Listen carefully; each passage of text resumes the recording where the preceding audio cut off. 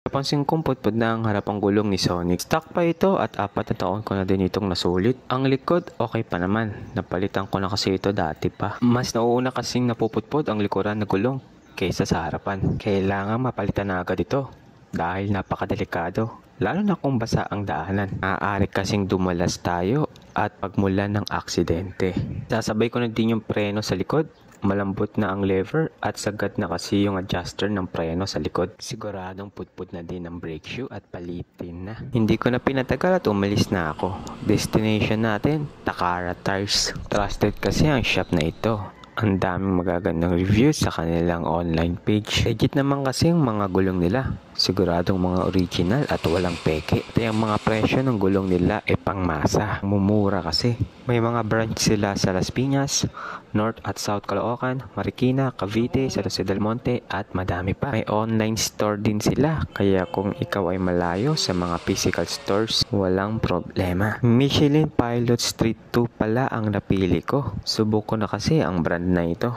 Wet and dry, hindi kayo sa semplang nito. May kasama na ding tar sealant at pito. Libre lahat yan, kasama labor. Kaya solid talaga si Takara Tires. Makakasama pa nga tayo sa raffle. Bagong motorsiklo ang pamimigay nila. Sa December daw, ang bunutan nito.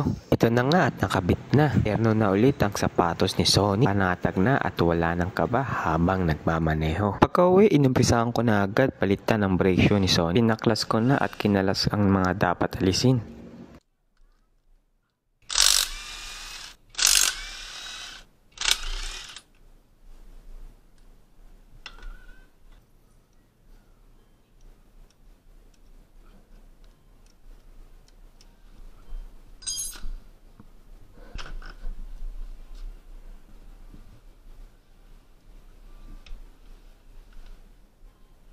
Grabe ang kapal ng dumi na naipon. Nilinis ko na nga agad ito. Ang gamit ko syempre degreaser. Mabisa to para sa mga ganitong kadumi. Hindi ko na ito hinaluan ng tubig pero solid. Water soluble na pala ito at hindi masakit makati sa kamay.